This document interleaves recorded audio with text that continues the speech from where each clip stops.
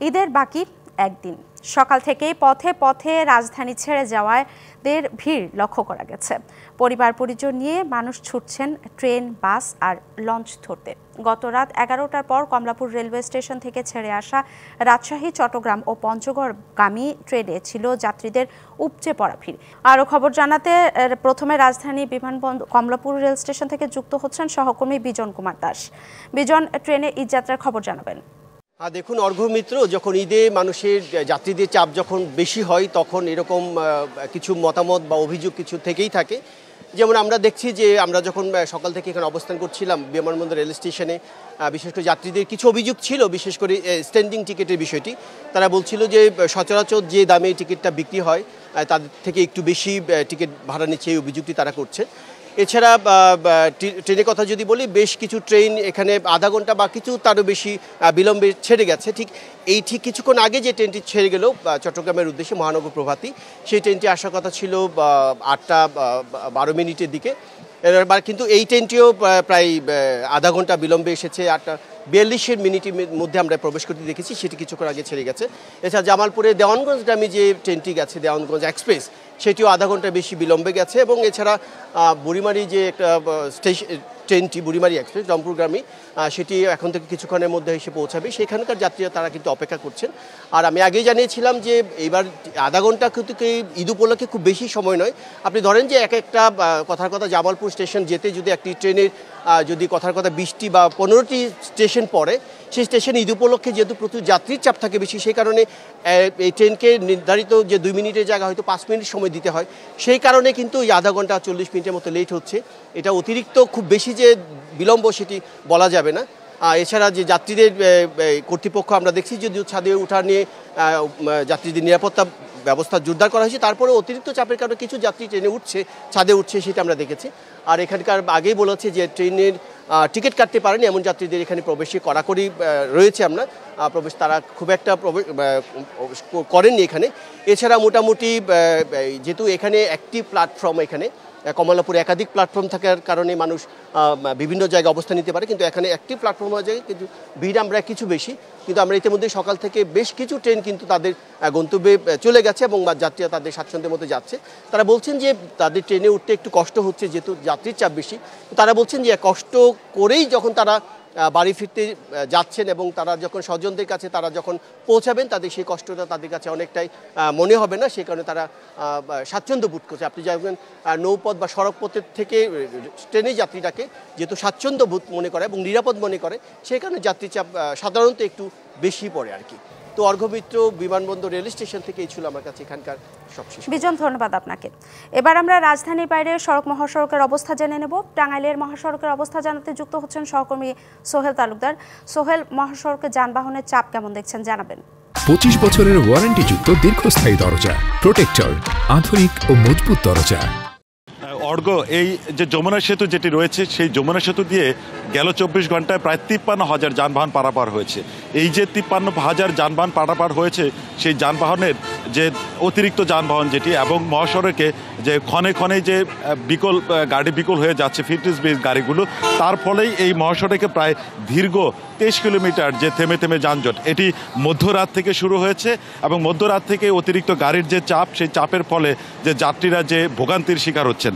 এটি যেটি বলছেন যে সংশ্লিষ্টরা যেটি বলছেন যে যমুনা সেতু যেটি রয়েছে, সেই সেতু দিয়ে যে অতিরিক্ত গাড়ির যে চাপ রয়েছে, সেই চাপ কিন্তু সেটি বহন করতে পারে না, যার ফলে এই অতিরিক্ত গাড়ির চাপে সেতুর মধ্যখানে যে যানবাহন বিকল এবং মধ্যখানে যে চাপ সৃষ্টি হয়, যে চাপের ফলে গাড়ির যে ধীরগতি থেকেই এই মহাসড়কের এই বঙ্গবন্ধু যমুনা সেতু থেকে একেবারেই যদি বলি যে রাবনা বাইপাস পর্যন্ত 23 কিলোমিটার অংশেই থেমে থেমে যানজটের সৃষ্টি হয়েছে।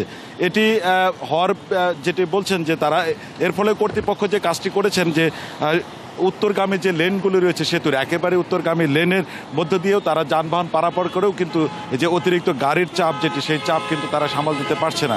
আর আমরা আরও যে খবরটি পেয়েছি যে এখন কিছুটা যদি যানবাহনের সামান্য কিছুটা চাপ কম রয়েছে, তবে বেলা বাড়ার সাথে সাথে কিন্তু যে পোশাক পল্লীগুলো একেবারে যখন ছুটি ঘোষণা হবে, সেক্ষেত্রে দুপুরের পরে থেকে কিন্তু এই মহাসড়কে দীর্ঘ আরেকটি যানজটের ভোগান্তি হতে পারে বলে সংশ্লিষ্টরা আশঙ্কা করছেন। তো এই ছিল সার্বিক পরিস্থিতি, এবং পরিস্থিতির মধ্যেই মানুষ ঈদের আনন্দ উদযাপন করতে, পরিবারের সাথে ঈদ আনন্দ উদযাপন করতে তারা যাচ্ছেন। বাড়তি ভাড়া ভোগান্তি এবং এই 23 কিলোমিটার অংশে যে থেমে থেমে যানজটের নাকাল, এটুকুই ছিল উত্তরের যাত্রার ঈদ যাত্রার ভোগান্তি। মুন্সিগঞ্জ থেকে ঈদযাত্রার খবর জানাতে যুক্ত হচ্ছেন সহকর্মী সুজন হায়দার। সুজন, মহাসড়কের অবস্থা কেমন দেখছেন জানাবেন? আসলে আপনি জানেন যে গতকালই কিন্তু শেষ কর্মদিবস ছিল, এবং শেষ কর্মদিবসে ঈদের ছুটি শুরু হয়ে যাওয়ার পর থেকে গতকাল রাত থেকেই কিন্তু ঢাকা মাওয়া এক্সপ্রেসওয়েতে আসলে যানবাহনের চাপ বেড়ে যায়, এবং আমরা যতটুকু জানতে পেরেছি সন্ধ্যার পরপর থেকেই কিন্তু এই মহাসড়কটিতে ঘরমুখ মানুষ যাত্রা শুরু করে। আপনি জানেন যে দক্ষিণবঙ্গের প্রবেশ পথ হিসেবে খ্যাত এই ঢাকা মাওয়া এক্সপ্রেসওয়ে দিয়ে দক্ষিণবঙ্গের 21 জেলার মানুষ কিন্তু যাতায়াত করে থাকে, এবং পদ্মা সেতুর কল্যাণে কিন্তু এই পথের ঈদযাত্রা বরাবরই নির্বিঘ্ন। পদ্মা সেতু চালু হওয়ার পর থেকে আমরা দেখেছি যে দক্ষিণবঙ্গের মানুষের যে দুর্ভোগ ছিল প্রমত্তা পদ্মা পাড়ি দেওয়ার, সেই দুর্ভোগ কিন্তু অনেকটাই সহনীয় পর্যায়ে চলে এসেছে, এবং পদ্মা সেতুর কল্যাণে কিন্তু মানুষ নির্বিঘ্নে প্রতি বছরই ঈদযাত্রা করতে পারছে, এবং এবারও কিন্তু তার ব্যতিক্রম নয়। আমরা দেখতে পেয়েছি যে সকাল থেকে কিন্তু আসলে দক্ষিণবঙ্গের 21 জেলার মানুষ যার যার গন্তব্যে ছুটছে ঢাকা মাওয়া এক্সপ্রেসওয়ে হয়ে।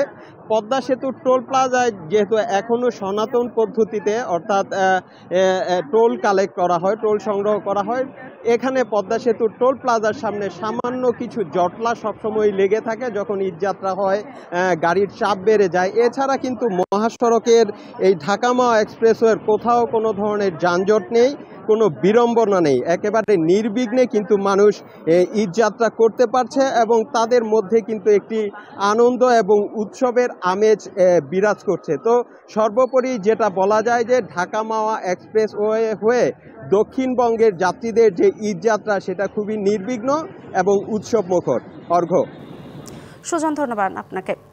এখন দেখে নেব কুমিল্লার মহাসড়কের অবস্থা। কুমিল্লা থেকে মহাসড়কের চিত্র জানাবেন সহকর্মী নাসির উদ্দিন চৌধুরী। নাসির, ঈদের আগে আপনার এখানে মহাসড়কের চাপ কেমন দেখছেন? ঢাকা চট্টগ্রাম মহাসড়কের কুমিল্লা অংশে যে কয়েকটি হটস্পট আছে তার মধ্যে আমি আছি এখন নিমসার বাজার এলাকায়। আমরা সকাল থেকে দেখছি যানবাহনের চাপ আছে, কিন্তু কোথাও এখন কুমিল্লা অংশের কোথাও যানজট নেই। তবে রাতে কুমিল্লার দাউদকান্দির হাসানপুরে একটি ট্রাক উল্টে সেখানে যানজটের সৃষ্টি হয়েছিল। তবে পুলিশ দাবি করেছেন সেখানে যানজট সৃষ্টি হয়নি, তবে ধীর গতিতে যানবাহন চলাচল করেছে। তো রাতভর যানজট ছিল তো কুমিল্লার দাউদকান্দি, গরিপুর এলাকা এবং টোল প্লাজা এলাকায়। সকাল থেকে কিন্তু মহাসড়কের 113 কিলোমিটার অংশে কোথাও কোনো যানজটের সৃষ্টি হয়নি। তবে যানজটের যেই আশঙ্কা, সে আশঙ্কা যাত্রীদের সাথে আমরা কথা বলেছি এবং চালকদের সাথে কথা বলেছি, এখনও যানজটের আশঙ্কা রয়েছে। তবে সকালবেলা থেকেই একেবারেই যানবাহনের চলাচল কোথাও ধীরগতি, কোথাও নির্বিঘ্নে চলছে। কিন্তু এই অবস্থায় স্থানীয় প্রশাসনের সাথে আমরা কথা বলি। স্থানীয় প্রশাসন বলেছেন যে আজকে ঈদের যে ছুটি শুরু হয়ে গেছে, সেই শুরুর কারণে যানবাহনের চাপ বাড়ার কারণে তাদের কিছুটা যানজটের সৃষ্টি হতে পারে। তবে তারা চাচ্ছে যে কোথাও যেন যানজট সৃষ্টি না হয়, তারা এজন্য সড়কে বিভিন্ন স্পটে তারা দায়িত্ব পালন করছেন যানজট নিরসনে।